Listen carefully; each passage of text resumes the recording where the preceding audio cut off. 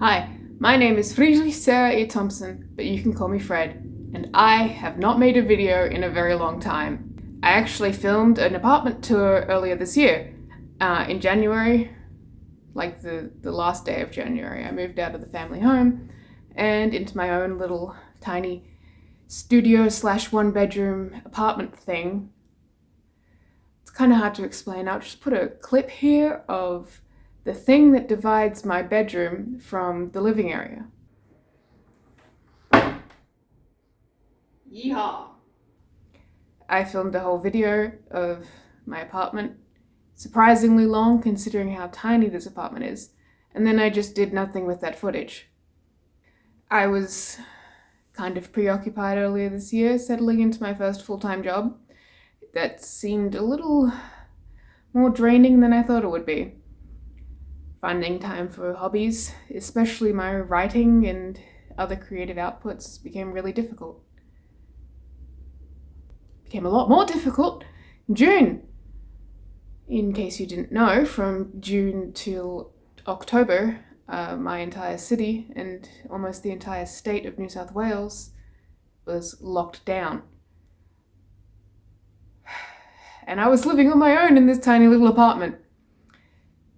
Advice I've always found helpful from my therapist is that in order to get your body to produce more energy, you have to let it know that you are expending energy first. Which is why I find it easier to write after going for a nice long walk, which is why I find it easier to cook after getting up and going grocery shopping, and why I found it almost impossible to leave my bed for... How long is it from June to October? 4 months? Because my job is an office job, I could work from home, which was really helpful in the fact that I didn't have to lose any income. Very important, considering that I now live completely on my own. Although I was able to keep up with work, I found it very difficult to manage that much. And there were days where I would wake up at 9 o'clock, open my laptop, get on the morning meeting, work until 5 p.m, and then immediately fall asleep again. During this lockdown, one of my favorite hobbies was obviously online shopping sprees because it didn't involve any energy, and there was always that excitement of the outside world when the package finally showed up. Though with shipping delays and supply chain issues, most of those packages are only starting to arrive now, which means I recently got a huge box of fancy clothes that I adore that I had almost completely forgotten about.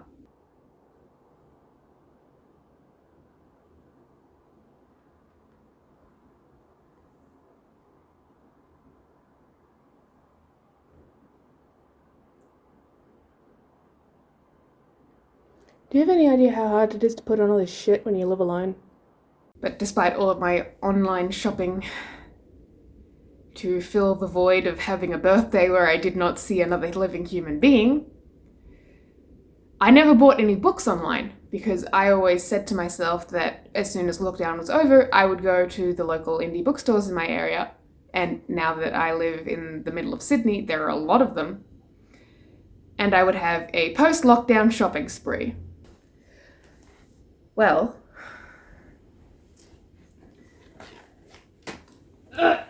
fuck. Oh my god.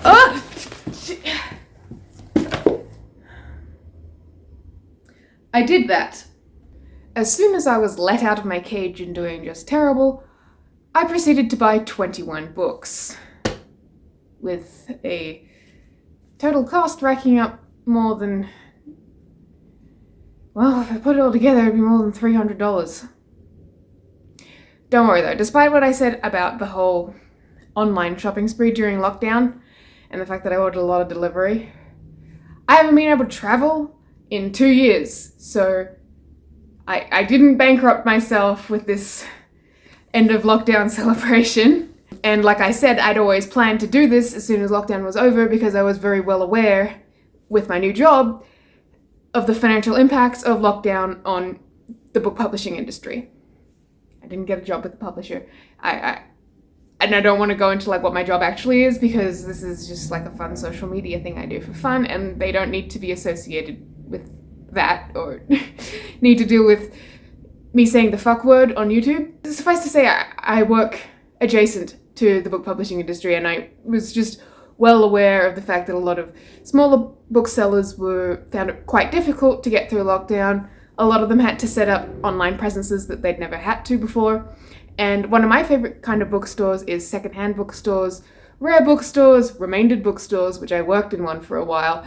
And basically stuff where the stock that they have isn't like a big chain bookstore. Like you go into something like Dymocks, or if you're in America, Barnes & Noble, or if you're in the UK, Waterstones, they'll have like, you know, sales contacts with all of the major publishers. They'll have set order lists like months in advance of the book's actually coming out. They're 100% aware of how many books they have for each title in each store. But when it comes to indie booksellers who just sell what they have, sometimes you will bring books to the front counter and they'll be like, oh, this looks interesting, because it's just been sitting on a shelf for 15 years and nobody's bought it yet. That's my favorite kind of bookstore, because you find the most insane hidden gems. So now that lockdown is over, I keep slapping the stack of books, but you can't see the stack of books, so you just kind of hear this leathery smacking noise. But now that lockdown is over, let's indulge in something that was almost impossible when in lockdown, and that is getting all up in someone else's business. Like I said, I like bookstores where there's just a bunch of random crap everywhere. Some of my favorite bookstores are literally just old colonial era houses that have been hollowed out and filled with books. I'm going to give a shout out to some of these bookstores because obviously they deserve the business. I can't tell you if they ship internationally, and like I said, with the stock issue, ordering online can be a difficult process for these sort of stores unless you're ordering specific rare books, which can be really expensive. But anyway, I think that the bookstores that someone likes and the sort of books that they get at these stores where the books are just like random crap tells you so much about a person. And that was something I really missed during lockdown. Speak and I put my hand over my mouth. At least I'm noticing that I'm doing this now. Something that made lockdown really hard for me was the fact that I was no longer just seeing people live their daily lives and getting those random snippets of who these people were. And something I became weirdly attached to was a certain shelf in my local supermarket. It's a Woolies Metro. If you live in Australia, you know exactly what that means. It's the small city version of one of the big two supermarket chains here. So they just have like necessities and random bougie crap that they sell to people who can afford the rent in the middle of the city. And one thing I adored about this was a shelf that had the new items in the store that had been requested by shoppers at the store. And sometimes there's really cool stuff in there, like I saw Ramune show up there and I was like, oh sweet. I mean, there's literally a Daiso one floor up from this supermarket, so I don't know why they felt the need to request Ramune here. But I mean, if I'm here to pick up bread, I'm gonna get some Ramune too. And that was like my one link to the random desires and shopping habits of strangers that I really took for granted, accessing pre and now post lockdown. Being in a supermarket and seeing someone buy a whole heap of cheese, and for a brief moment in your brain, they're the cheese guy, and then they're gone from your life.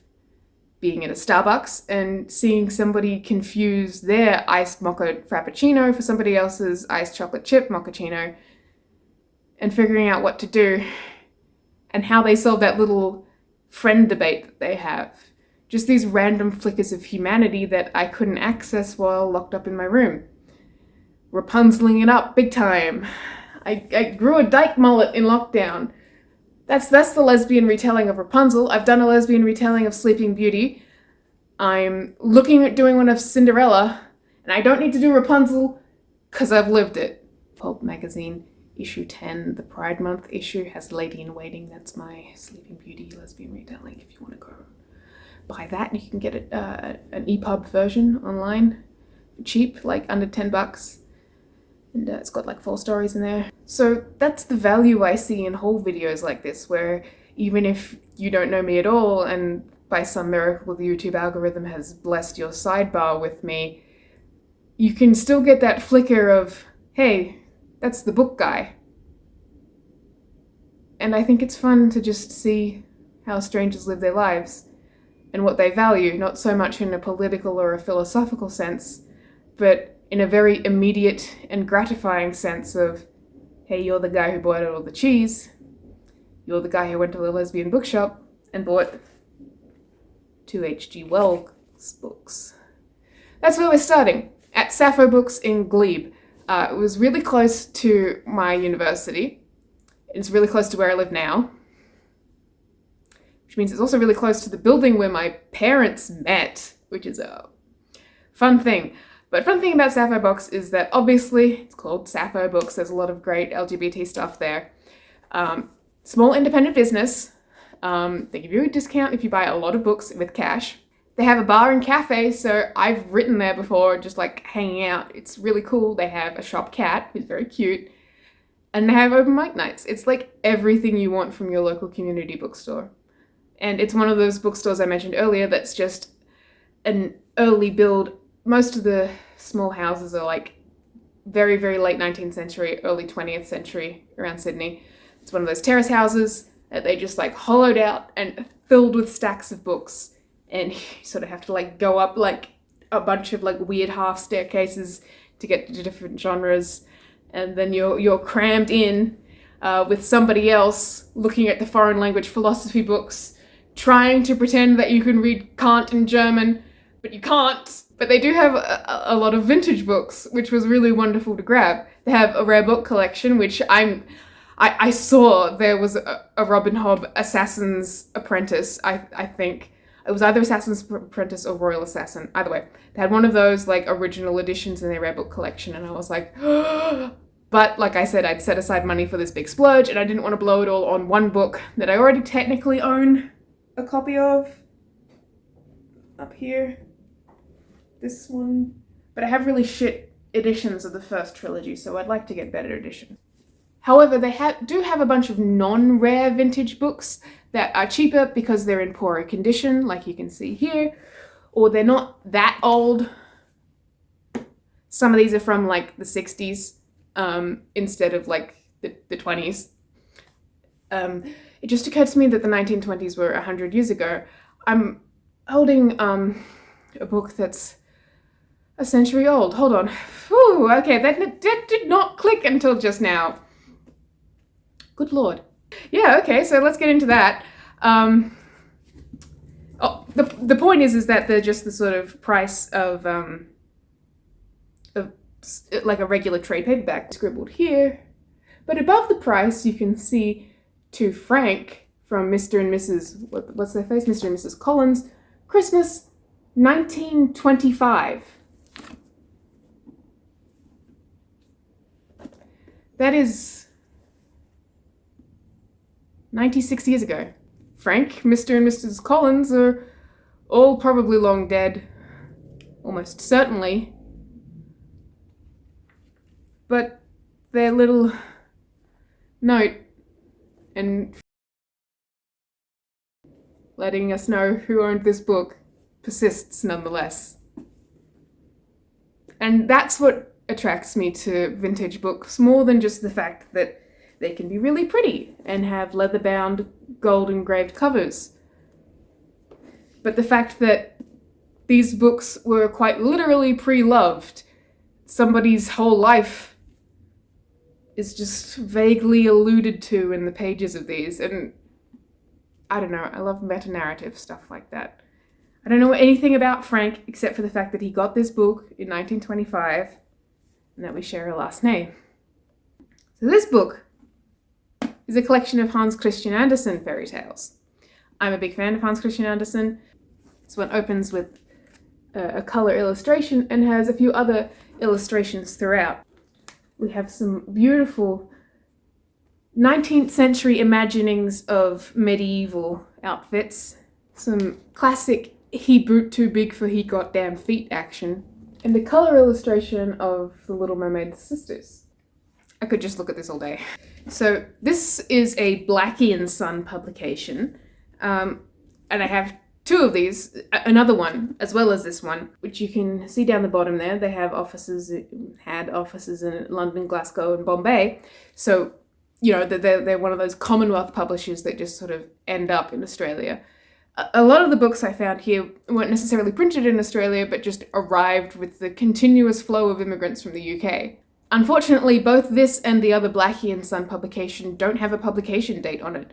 So that 1925 dedication to Frank is not only a very sweet memorial of a friendship of people long gone, but is a useful historical note as to when it was published, because, you don't get someone a secondhand book for Christmas. And so you'd have to assume that this was published in 1925 or maybe a year or two earlier. The reason this one, I think, was on the cheap sort of vintage books collection was because the cover is supposed to have like gold inlay, and you can still see the imprint of the embossing there. On the spine, you can see a remaining hint of the title and author in gold, which actually shows up super good in my ring light, much better than like actually sitting here looking at it. But that embossing is there too, and that's sort of faded. I wonder if maybe it wasn't initially in gold and foiled, like I'm assuming, but just the fact of all these years of people touching it has worn it much flatter than it initially was, making it harder to distinguish, which in its own right is kind of sweet. The second Blackie and Son edition I got was a book I've never actually heard of before called The Little Duke, and I was immediately attracted to it because I am a big fan of Le Petit Prince and A Little Princess. So I was like, oh, same sort of vibe. This cover is in much better condition. It's not embossed, but it does have all the colours remaining, and though there's some fraying on the edges, the fact that it was printed before World War I means it's in remarkable condition for its age. Like the other Blackie and Son, there's no printing date on it. And like the other Blackie and Son, the only indication of when it was published is a dedication. So this one was awarded as a prize to a student in Birmingham in 1914. And I'm afraid that I don't know anything about pre-World War I English educational systems, so I'm not quite sure what the details it's giving here are. I believe it's saying that it's awarded to a student on a scholar in the 2A standard, or the IIA standard, at the Somethings Road School, July 1914, from the head teacher, Mr. Harding. And I don't know, it just sort of sticks with me, the fact that this is pasted in slightly crooked. And I have to wonder what Leonard did to get a prize. And what he thought about the book that he got. This one also starts with a colour plate. There's the little Duke being sworn fealty to by a knight of some sort. And I have to presume that's his regent in the back there. I just love the vividness of this. It really reminds me of, traditional pre-Raphaelite paintings, where everyone is just overcome with emotion at the regular undertakings of this court. It just screams fairy tale to me. Obviously, I had to get it. Me and my fantasy fairy tale nonsense and my little sappy heart loving all of these dedications to people lost to time. Well, lost to me. There's probably descendants out there thinking of Leonard and Frank constantly. And if not, I'll think of them. But what's interesting about this book is the introduction.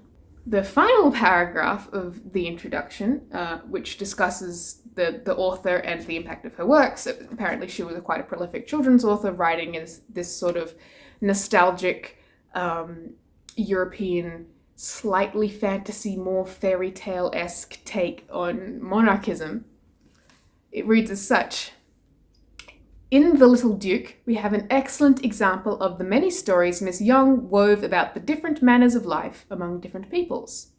Besides being a pleasant tale, designed partly to show the influence the Christian religion exercised as a civilizing force, It depicts in picturesque and faithful colours a Europe which has long ago passed away, a Europe in which only two figures were of grand importance, the figure of the true knight and the figure of the servant of Christ.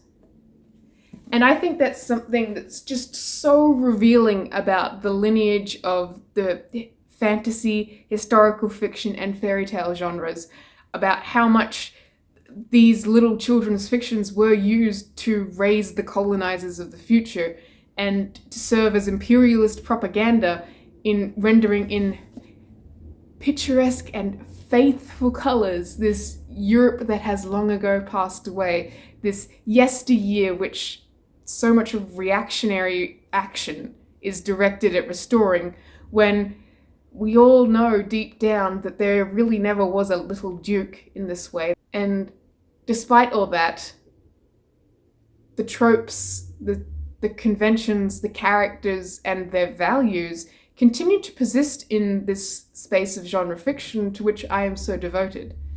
And I feel like this will be an interesting historical study of this text, to view it with that sort of post-colonialist lens, examining it in comparison to its fantasy, fairy tale, and historical fiction descendants.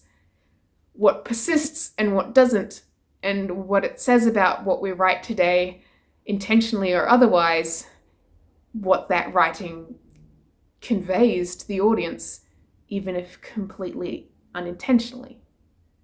I'm sorry I held up these Wells books and then started talking about other ones. I don't know why I did that. I just throw objects around.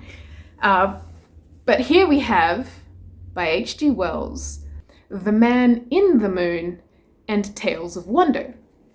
The store had a whole suite of these editions. I believe they are Collins' Library of Classics editions, which are undated, and the Library of Classics editions ran from the 50s through the 60s, so that's really the only estimate I can give you of when these were printed. But unfortunately they didn't have the time machine, and I feel like if they did have the time machine, I would have bought the entire Wells collections that they had. And I don't feel bad about splitting up the set, because A, they didn't have the time machine, and B, they had multiple editions of this same print run of Tales of Wonder. So I was like, okay, clearly they have had multiple collections of these books that they got a hold of, and they're just sort of selling them over time. And the fact that they're Collins Classics editions leads me to believe that these were on like a lot of shelves of teenagers in the 50s and 60s when they were getting into their amazing stories and stuff, and eagerly awaiting the next episode of Star Trek the Original Series, which I got like super into during lockdown for no reason, and now I'm obsessed with. If I end up uploading like a 7-hour-long Star Trek video next year, you'll know why. They got a little sketch of Mr. Wells himself, and he just, I don't know, it's something about this expression looks like somehow this is a drawing that took him by surprise. If I ever finally fucking get a full novel published, I'm gonna make a friend of mine draw me looking gormless and make that the first thing that you see. Oh, I'm sorry, no, the first thing that you see is a little note about him. So I make a little note about myself, and then you turn the page and I'm just gonna be sitting there like... And I said the first man in the moon, it's actually the first men in the moon. And I wanted to just draw a little bit of attention to that title and the preposition used, because when we talk about stuff like Buzz Aldrin and Neil Armstrong, we say that they were the first men on the moon.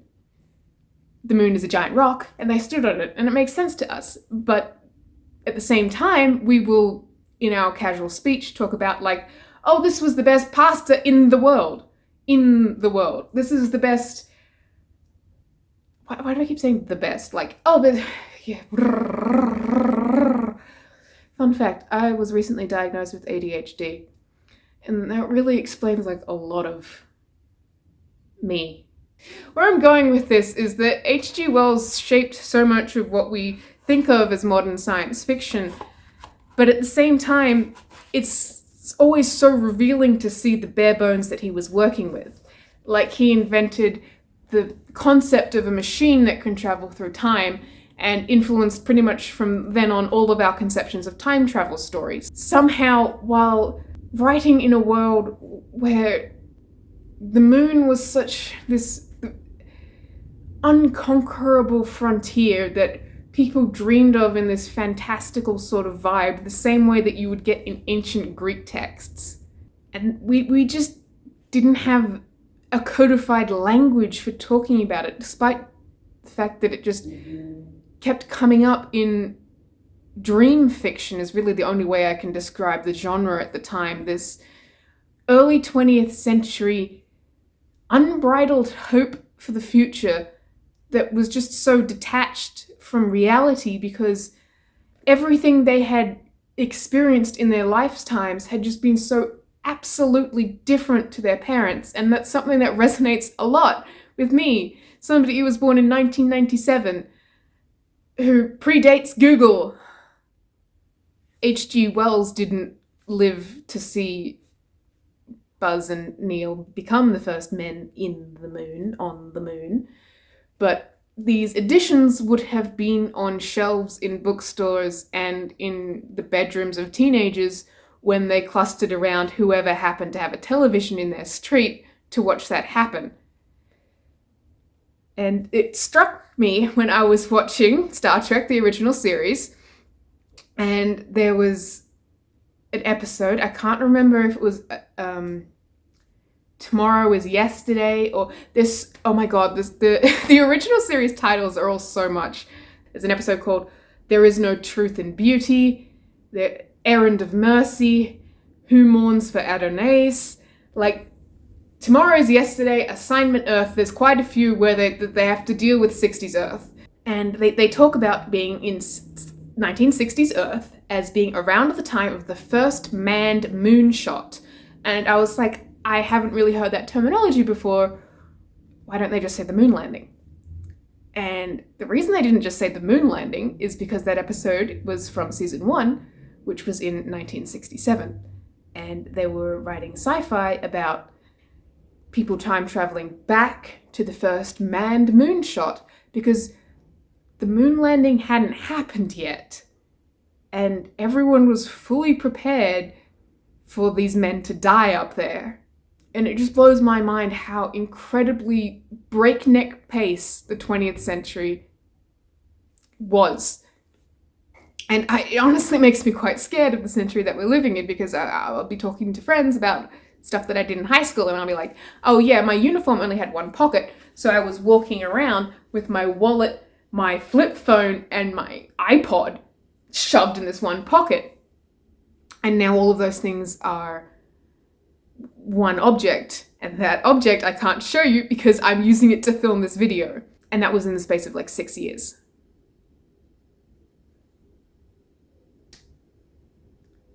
And I had a camera in my backpack when I was doing that too, because that was a fourth object. So yeah, just in a way, old sci-fi makes me sentimental in the exact same way that old dedications in books make me feel. Just this reminder of these very normal people who lived very normal lives and had questions about prepositions. Now decades of years on, I still care about them. We finally have a book that's dated, and that's another Collins edition, this time of William Makepeace Thackeray's Vanity Fair.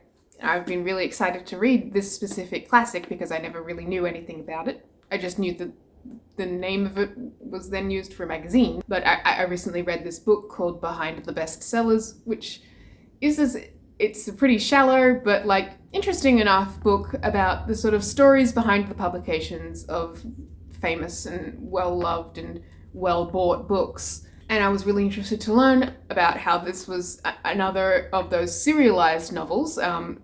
Probably the most famous person who wrote like that was Charles Dickens, which is why all of his books are this long. But in this case, it was sort of a serialized novel that had like a vague plan that then immediately sort of got out of hand and just kept going. And in doing so, it became a novel without a hero. The most consistent character is a young woman who is consistently terrible, in a really interesting way. that drives the plot along a lot, but doesn't really serve as a narrator or a hero the way protagonists usually are expected to. Nowadays, of course, we have a lot more unreliable narrators and protagonists who are bad people, and it's just sort of an exploration of them being bad people. Back then, having that sort of thing without the traditional structure of a tragedy or a satire was just bizarre. And, you know, Vanity Fair is a satire, but it's also vividly real in how meandering and pointless it is. And in doing so, it became an interesting predictor and progenitor of both modernism and postmodernism in a way that I just didn't know about before. It's an important ancestor of pretty much everything that we write and read today, in the sense that it's just a bunch of shit that happens. And that's my favorite kind of book. I live in an apartment that... I don't need to explain that. That's my neighbor's showering. Sorry if that sounds bad, but I don't really care. I just do this for fun. Anyway, another interesting thing about this book is that it's full of flowers. Like it's literally got flowers in it, like somebody's been using it to press them. It smells really nice. Like in an old lady kind of comforting way.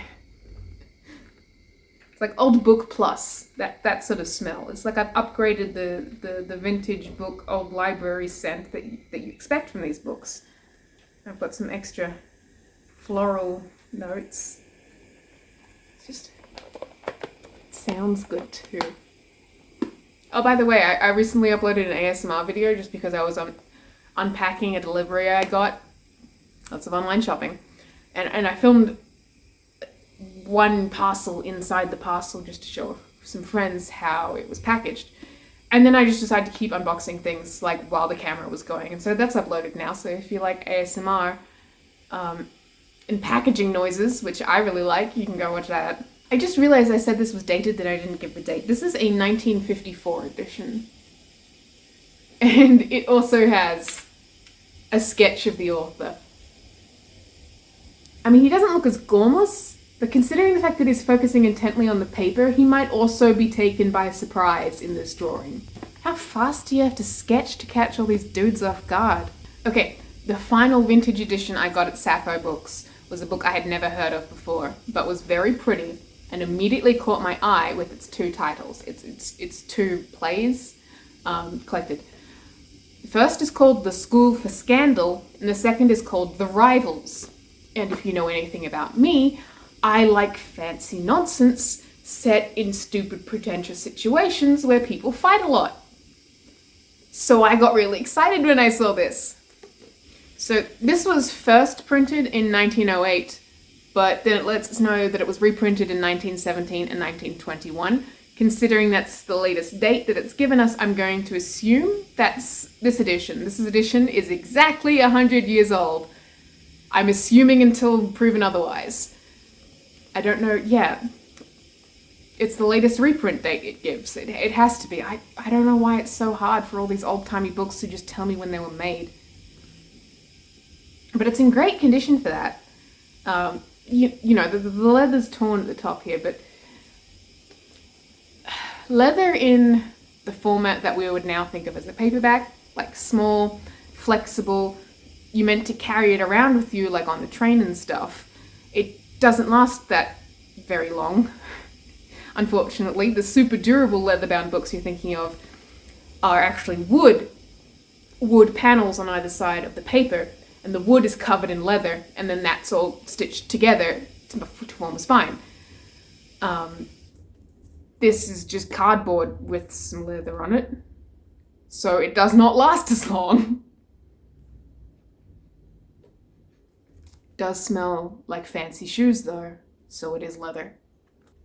I have to admit, when I first saw the title, I didn't realize it was two different things, because it's formatted like The School for Scandal and The Rivals. And I read that as it is a school that teaches you about scandal and rivalry, not The School for Scandal, and also another play, The Rivals. So I was a little disappointed in that. But I'm sure wherever these rivals are, I'm going to be interested in their rivalry. I'll give them a shot. This particular school is a product of a school of literature that I'm not intimately familiar with, and that is British satire of the 18th century. The School for Scandal came out in 1770 something, I think. And so I was like, I'll read the introduction to sort of get a handle on this. And I read like the big. I started to read the introduction, and it immediately dissolved into petty bickering about the then latest biography of the author, Sheridan. And it was like, okay, you can't listen to what the Whigs say about Sheridan. And I was like, oh my God, this is going to be so much. But I don't think that the plays themselves are going to be that difficult to get a handle on, because it has characters named Lady Sneerwell and Snake. Here they are, discovering hot chocolate.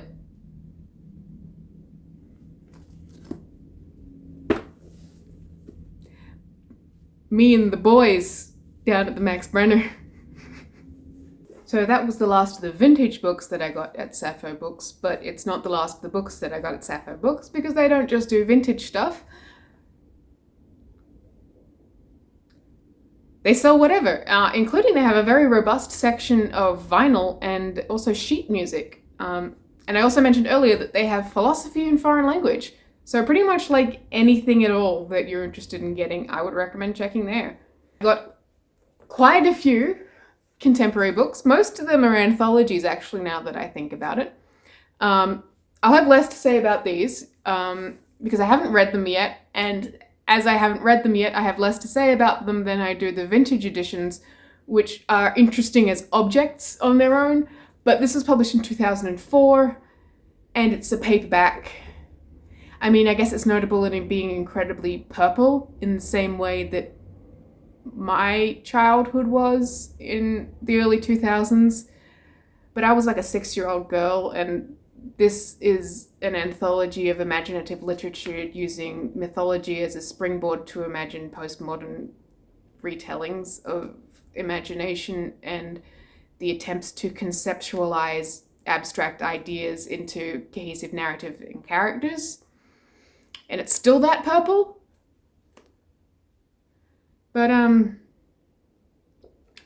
it's interesting because I'm not quite sure what to expect from any of these stories. It's got one of those blurbs that just makes you think like, well, this is so weird, I have to figure out what the hell it is.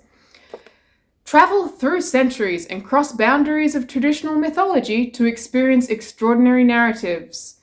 First in this many, lots of authors. As they journey to worlds where Galileo and Pan walk the earth with Abraham Lincoln and Odysseus. That's an episode of Star Trek, the original series. The Mayor of New York, this, okay, that's a trigger warning I'm not going to talk about on a fun video. Louis Shiner's 25-year-old Elvis returns from military service to witness a jumbled and foreboding timeline of death. And I was really intrigued by that one because it made me realize that, they're including modern myths, like Elvis as the king of rock is like a mythic figure in pop culture, especially now that we have like a full picture of his life. He died, he appropriated a lot of black music and got a lot of credit that he didn't deserve. We have like this full image of him as like a person, as a concept. So I was like, it would be cool to see that sort of alternate history take. Like, what if Elvis but fucked up? Like, I want to see what the hell that is. Every time I go into like a secondhand every time I go into a bookstore, I end up getting just like this massive fucking omnibus of fantasy fiction of a random year. I still haven't gotten through the 1993 year's best science fiction that I have somewhere there. That's Lord of the Rings. It's this one. It's the 8th annual year's best science fiction. This is Legends, 11 new works by masters of modern fantasy. And every time I'm suckered in by the names of the contributing authors. Every single time. It's, oh my god, I just realized. It's double covered. It's the right way up both ways. How do I start reading this? Okay. The way the spine goes. Duh. It has Stephen King, Terry Pratchett, Terry Goodkind, Orson Scott Card, Robert Silverberg, Ursula K. Le Guin, Tad Williams, George R. R. Martin, Anne McCaffrey, Raymond E. Feist, and Robert Jordan. So I couldn't not buy it. It was marked all the way down to $10. Honestly, this feels like more than $10 worth of paper now, so this, I think, yeah, this is the first book that Dunk and Egg appeared in. From George R. R. Martin, a new story in the world of A Song of Ice and Fire, following the fortunes of a self-made knight, his honor, his horse, his squire, his luck. A new story. And then there's the Hedge Knight. Yeah, it's this. Printed for the first time. Oh my god, like every single time they just start waxing lyrical about the history of fantasy fiction. Like every time, like we get it.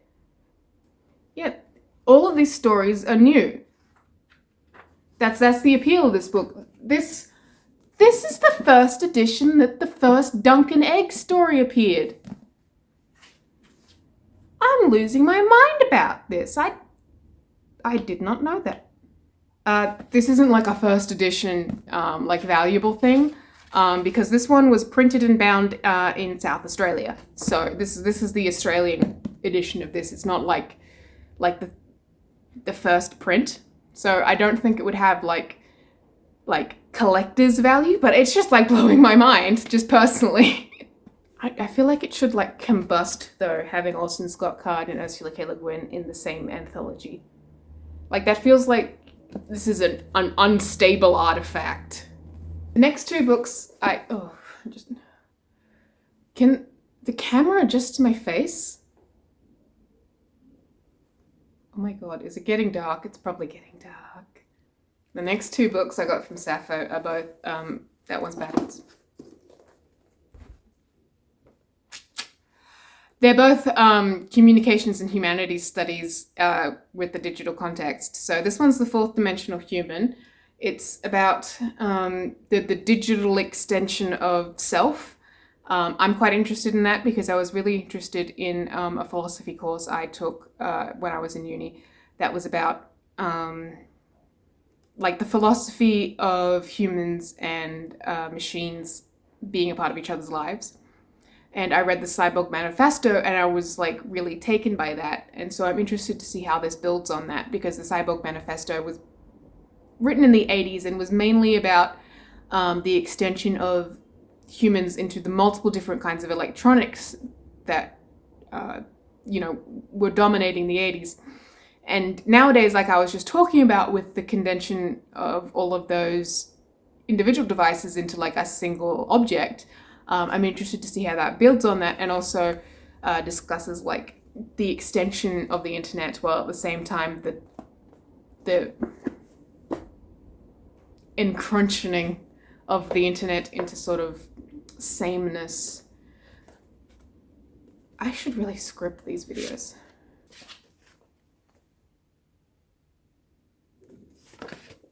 Dude should have gone with sketch. This one, The New Public, is specifically about communication studies in the digital era. And as you can tell from like the purpleness of it, it's not exactly brand new. Oh, what, are you not dated either? Come on, I know you're from the 90s. I can smell it on you. I was like, oh, I'll check the bibliography to tell like when the most recent thing it cited was, and that will tell me when it was published. And then I immediately saw that it cited a text from 1641. That's gonna be fun. This one seems to have more to do with the encrunching and flattening of the internet, where it says on the back, He shows how the rhetorical techniques of the professional communicators are designed to avoid having to defend their claims, thereby precluding meaningful discussions of public issues. As a result, institutions providing forums for good faith, two-way discourse no longer exist. Community through communication cannot be achieved, and the social order is unstable. The latest date I found in the bibliography was 1995, so I'm pretty sure this dude just invented Tumblr. And I also picked up 2 graphic novels from Sappho. V for Vendetta, which needs no introduction, but I haven't actually read the original graphic novel, and considering it was there for cheap-ish, why not? And Skim by Gillian Tamaki and her sister. Gillian Tamaki is the writer. I messed that up. Gillian Tamaki is the artist. Her sister Mariko Tamaki is the writer. I read Gillian Tamaki's Super Mutant Magic Academy omnibus, which I absolutely adored. It's really funny, also really tender, and a really good sort of look at genre fiction, specifically the Magic Academy, Superpower Academy, and the sort of magic teen kind of genre that bridges both the fantasy magic and the superhero magic varieties. And I've finished reading this one. It's a slim graphic novel. It's not a hard read, but it is an emotionally intense read, dealing with some pertinent stuff. It's set in 1993 when the Tamaki sisters grew up, and it has to deal with the main character Kim learning that she's gay through a crush that she has on a teacher. It deals a lot with suicide and self-harm of a different student in the school. Kim has issues around her weight and bullying because of that, and it's just generally pretty intense while also being very... the word that's coming to mind is chill, but it's more like it's... like I'm doing this. Like I'm describing all of the like trigger warnings and intense topics, and you're thinking it's like this. But the tone of the piece is more like this, if that makes any sense at all. And the art is absolutely beautiful. Like like I said, I really enjoyed Gillian Tamaki's other work, and I'm just really a big fan of how the protagonist Kim is drawn. She sort of has that traditional Heian beauty, which is really fascinating because you don't really get to see that celebrated in modern teenagers. Like she has the nickname Skim, and she says to the teacher that she has a crush on. The teacher's like, "Why do they call you Skim?" And she's like, "Because I'm not." And first of all, I think that's a really impactful and representative of the writing as a whole, that impactful tiny line where it crams so much into that just 2-sentence exchange. But yeah, it's really nice to see that, like, that sort of twin examination of the weight that weight is given in young women, and at the same time a celebration of that and her Japanese heritage, just in the way that she's drawn. That really reminds me of a lot of ancient art of Japanese princesses, that face shape, the small eyebrows, the long hair, that can be difficult to deal with as a teenager. You want to fill in your eyebrows or completely pluck them, and you have to try and get your hair looking nice all the time. But the way she's drawn is just evocative of this sort of ancient, unshakable kind of beauty that juxtaposes with the narration of what's going on in her life. And I don't know, if that doesn't make you want to like see how the art and the words work together, then like, I don't know, you probably don't really like graphic novels that much, and that's all good. The very last thing I got from Sappho Books that has the Sappho bookmark sticking out of it is Daughters of Darkness, Lesbian Vampire Tales. And I saw this and I had a thought that was more like a video playing in my mind, where I can't remember if it's Morrowind or Oblivion, but one of those Elder Scrolls games, when you kill a character that the game needs in order to progress the plot, to stop you from being soft lock. It just flashes a screen that says, with the death of this character, the thread of prophecy has been severed. And then it takes you back to before you did that, so you don't do it again. And I felt like if I saw this book and I walked past it and I didn't buy it, that would happen to me in real life. The thread of prophecy demands that I read this book. It just, everything about me is like, yeah, you want an anthology of lesbian vampire tales? No, you need an anthology of lesbian vampire tales. This book did come out in 1993, so I'm a little nervous about how well some of these stories have aged. But, oh my god, sorry, I'm just looking at the titles of these things. Titles include Dracula Retold. Okay. I, Vampire. You sure are. Camilla. Yep, I know her. Daughter of the Night. That's almost the title of the anthology, but it's not. Louisiana, 1850. There were definitely gay vampires there. Lilith. I also know her. Virago. I think that is one of the guys in What We Do in the Shadows. The Vampire. Really? Minimax, which is... I don't know what that means, because the first thing that comes to my mind is min-max, which is when you like shuffle all your stats around in an RPG so that you're really good at one thing and really bad at the thing that you're not really going to use. And then there's one called Oh Captain, My Captain, which the thread of prophecy tells me I will go nuts over. Oh, this is interesting. I just flipped to the introduction and I saw this. You'll often find that scenes between women are constructed for a male gaze. Who is that guy on the horse in Vampire Lovers anyway? And yeah, I don't know, that just really connected with me. Yeah, lesbians and women who love women in mass media are usually constructed to be consumed. And also, who the hell is that guy? That concludes the Sappho books section, and the next section only has 2 books, but I still highly recommend the bookstore I got them from, Better Read Than Dead, which is a fantastic name for a bookshop. It's here in Newtown. If you're in Sydney, you should be going to Newtown regularly anyway, if only just to look at the people there.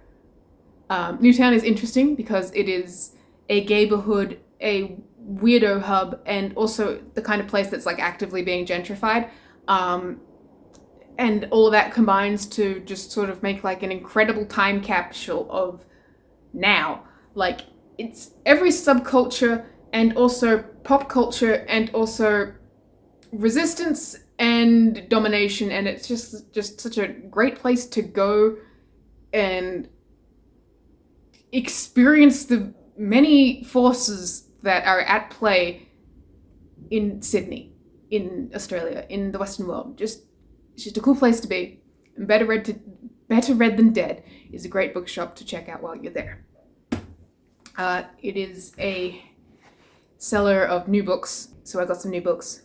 I got Why We're Polarized by Ezra Klein, which is a USA-focused political examination on why and how major structures like the political system in the United States and also stuff like social media enforces this kind of polarization, black and white thinking, radicalization, and how it works, what the benefits are, how we can sort of examine our own engagement with that and stuff like that. I'm really fascinated by what this is going to be like. And the second is a historical fiction book, Tussaud, by somebody whose name I'm covering. Belinda Lyons Lee, which is a cool name. And I wanted to get this book specifically because I saw it in the library I used to work at and I was just enamored with the cover. Then I figured well, I've posted on my Twitter about how much I love this cover. I may as well support the author monetarily. So I bought it and I haven't read it yet. And I'm interested not just because I think that the cover is very beautifully designed, but also because when I was in my last year of high school, we put on the Scarlet Pimpernel, and I can't sing. So I was like, no, you cannot be on stage. So I was stage crew. But a lot of my friends were part of the main cast, and a dear friend of mine played Marie Tussaud in the Scarlet Pimpernel, and I just have a very vivid memory of being on stage crew and holding a styrofoam replica of my ex-boyfriend's head. And I say ex-boyfriend because like holding a replica of your ex-boyfriend's head is a very vivid image, but we were friends and we dated for like a month, and I was like, oh, this isn't working for some reason. The lesbian light was going off, but I didn't know what that meant yet. But yeah, it's just a very weird production I was in that I just now permanently associate with Marie Tussaud, so that's fun. So here in Australia, we have a chain of books, Berklow Books. They're a chain that they sort of pride themselves on being like a quirky kind of chain instead of just like a mass market thing like Dymocks.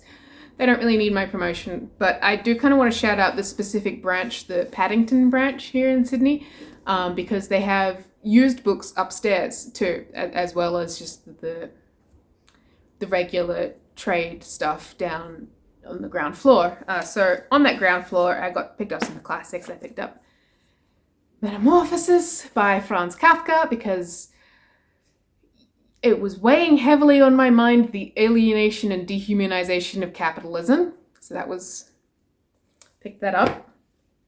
And Crime and Punishment because of the same book that made me interested in reading Vanity Fair, behind the bestsellers. I didn't really know anything about Dostoevsky's life. And, you know, learning that he was in a gulag for years and that he wrote this beautiful letter to his brother shortly before he was scheduled to be executed by firing squad, and then he survived. Like, they were granted like a stay of execution for some reason, him and his buddies.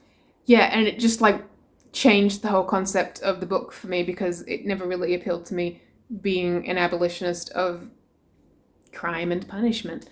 But yeah, considering like the intense personal experience that he went through of the system and his belief in the inherent ability of humanity to redeem itself in a way, or, you know, no human is ever too far gone to stop being human, made me really want to like read this and like get what he was getting at.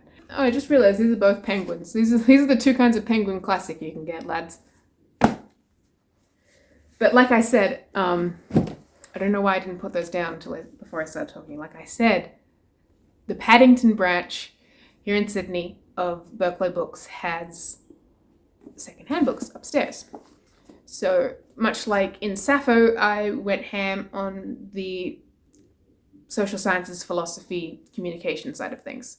What we see when we read is a philosophical examination of how we perceive written language, the mental experiences we go through when parsing words written on a page, and I'm really excited to read about that because I know I've had discussions with friends before that like the way we visualize stuff is quite different. And most of what I do isn't actually visualizing. I don't have that thing where you can't see images in your brain. I do have a friend who has that, and you know we've discussed that. But like when I read, I don't really construct images in my brain that much. I just sort of absorb concepts.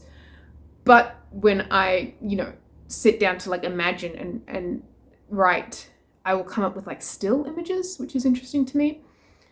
It can be quite hard for me to like imagine motion and action.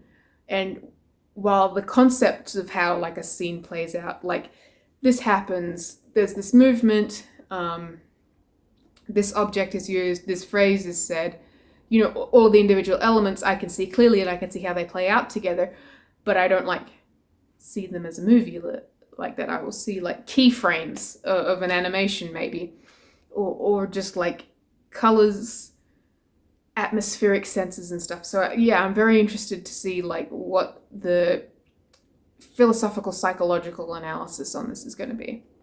And this is In Praise of the Common, which is it says both a book about and by Negri, Antonio Negri, the Marxist philosopher.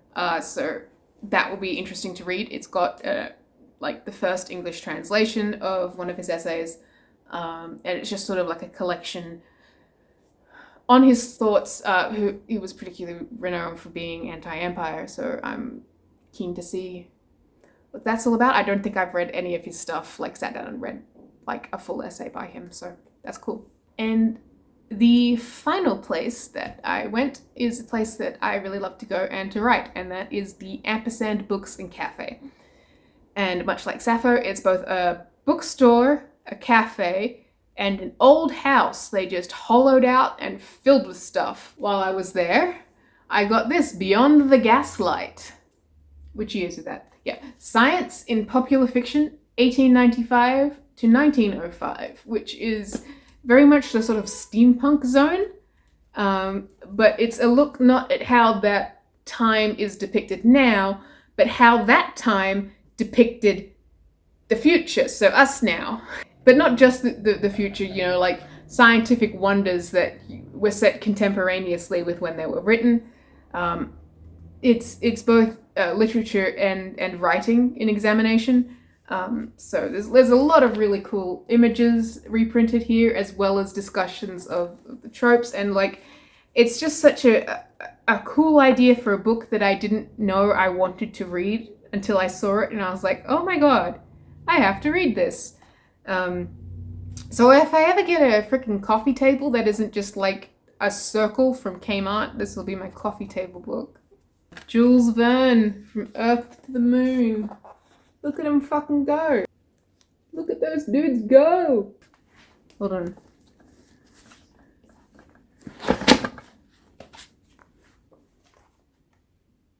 Yeah, now kiss. What are you doing? Here's the world in the year 2000. Look at those bitches in their Zoom classes. God damn. I'm obsessed with the idea that they're like grinding up the books to like pump them into the ears of the kids. Like, okay, you have to print and bind a book first, and then like put it through the big meat grinder. And then you get an audiobook. Oh, I smacked the camera. I got too excited about ye olde Zoom classes. Oh, this book has us. They show cake in the steampunk era. And that's all the books I got on my big splurge. I didn't just get books though. I got this shirt, which is... fucking stand upright. I got this shirt, which is like a crop top made of an Adidas like jersey thing. Which I like because it looks like it's trying to advertise both Monster Energy drink and the Xbox 360, but it's sportswear for some reason. I just like stuff that's like a CGI nightmare. As I said, I was in Newtown, so I bought some weird shirts.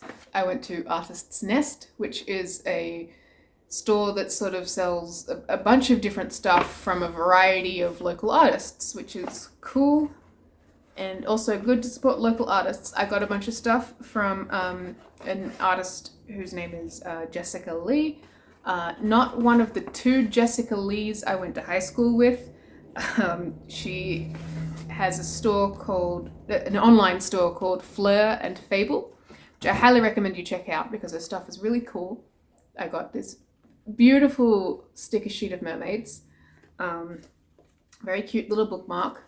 And I was quite excited to see a collection of book plates. You know, the classic sort of ex libris sticker that you stick in the front of your book to let everyone know who the book belongs to. So even though most of the books I ended up getting were quite recent or old but not old enough to be interestingly old, I'm gonna slap them all with stickers and scroll my name in them so that maybe sometime, decades, a century down the line, someone will find them in a secondhand bookstore again. And just for a moment, think of me. I hope you've all been keeping well, whether you're locked down or have been enjoying vaccinated freedoms for quite some time now. Nonetheless, I hope this video has given you, if just a moment, of that brief euphoria of knowing that there's another person in the world that you're not some strange alien creature locked in the alien planet of your apartment. That there's plenty of people out there who get excited about stuff. Ultimately, I think that makes the best YouTube content. I've watched quite a few videos where I have no familiarity at all with the subject matter, but the genuine conviction and interest of the host, the creator, and anyone else involved is just so infectious, and I become really fascinated with deep dives into the history of Garfield or video games that I do not want to play at all. I'm sure most of you reading this find my choices in books to be, well, boring or obtuse or really like the lesbian vampire thing, but all the other stuff sounds kind of high-minded and academic-y. Or maybe you're really interested in all the communication studies and you wish I didn't go on that long tangent about vampire girls. Either way, I hope that despite a lot of time I spent locked up in my own mind, kind of dismal and energyless, I still know how to be enthusiastic about books, and that enthusiasm, if not necessarily contagious for you, was at least nice to see.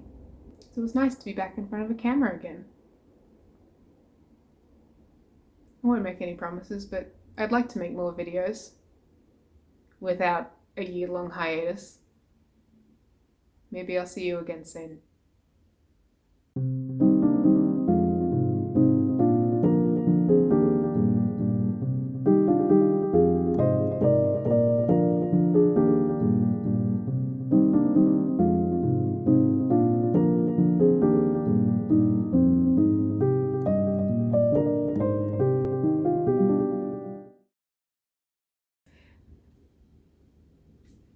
I haven't filmed a video in a long time. I don't know what to do with my hands.